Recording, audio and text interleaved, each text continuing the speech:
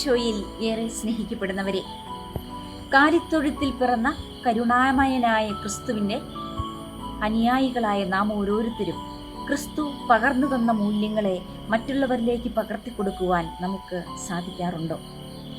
ഞാൻ ഒരു ക്രിസ്ത്യാനിയാണ് എന്നുള്ളതിൽ നാം അഭിമാനം കൊള്ളാറുണ്ടോ? എത്ര മനോഹരമായി ലോകത്ത് ദൈവം തന്ന ഈ കൊച്ചു ജീവിതം, ദൈവം നമുക്ക് തന്ന കൊച്ചു കൊച്ചു താലന്തുകൾ ദൈവമഹത്വത്തിനു വേണ്ടി നാം ആയിരിക്കുന്ന അവസ്ഥകളിൽ, ജീവിത സാഹചര്യങ്ങളിൽ ദൈവമഹത്വത്തിനു വേണ്ടി വിനിയോഗിക്കുവാൻ നമുക്ക് സാധിക്കാറുണ്ടോ? അന്ന് ക്രിസ്തു ജനിച്ചപ്പോൾ ഒരൊറ്റ നക്ഷത്രമേ ഉണ്ടായിരുന്നുള്ളൂ, എങ്കിലും ക്രിസ്തു അവിടെ ഉണ്ടായിരുന്നു. ഇന്ന് നമ്മുടെ ഓരോരുത്തരുടെയും ഭവനങ്ങളിൽ ഒത്തിരിയേറെ നക്ഷത്രങ്ങൾ മിന്നിമറയുമ്പോഴും അവിടെ ക്രിസ്തു ജനിക്കുന്നുണ്ടോ എന്ന് നാം ചിന്തിക്കേണ്ടിയിരിക്കുന്നു. ദൈവം തൻ്റെ ഏകജാതനെ നൽകാൻ തക്കവണ്ണം ലോകത്തെ അത്രമേൽ സ്നേഹിച്ചു. ആ സ്നേഹത്തിൻ്റെ പൂർത്തീകരണമാണ് ഓരോ ക്രിസ്മസും.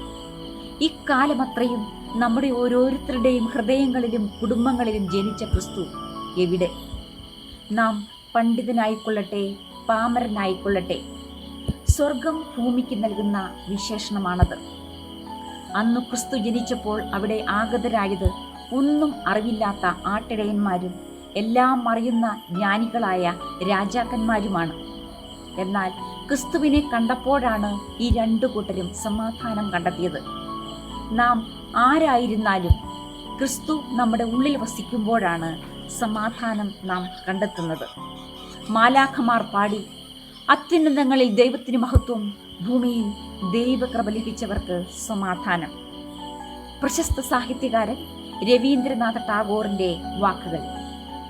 പ്രകാശം മുന്നിലായിരിക്കുമ്പോൾ നിഴൽ പിന്നിലാണ്, പ്രകാശം പിന്നിലായിരിക്കുമ്പോഴോ നിഴൽ മുന്നിലും. എന്നാൽ പ്രകാശം നിന്നിലായിരിക്കുമ്പോൾ നിഴലുമില്ല, നീയുമില്ല, പ്രകാശം മാത്രമേ ഉള്ളൂ.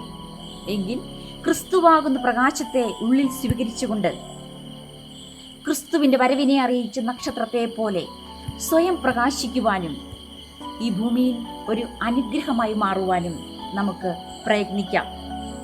വിശ്വാസത്തെ മുറുകെ പിടിച്ചുകൊണ്ട് വിശുദ്ധമായ ജീവിതം നയിച്ചുകൊണ്ട് മറ്റുള്ളവരിൽ ക്രിസ്തുവിനെ കണ്ടുകൊണ്ട് നമുക്ക് ഈ ഭൂമിയിൽ ക്രിസ്തുവിനെ മഹത്വപ്പെടുത്തിക്കൊണ്ട് ഞാനൊരു ക്രിസ്ത്യാനിയാണെന്നുള്ളതിൽ അഭിമാനിച്ചുകൊണ്ട് ഈ ഭൂമിയിൽ ഒരു നക്ഷത്രമായി തീരുവാൻ നമുക്ക് പരിശ്രമിക്കാം.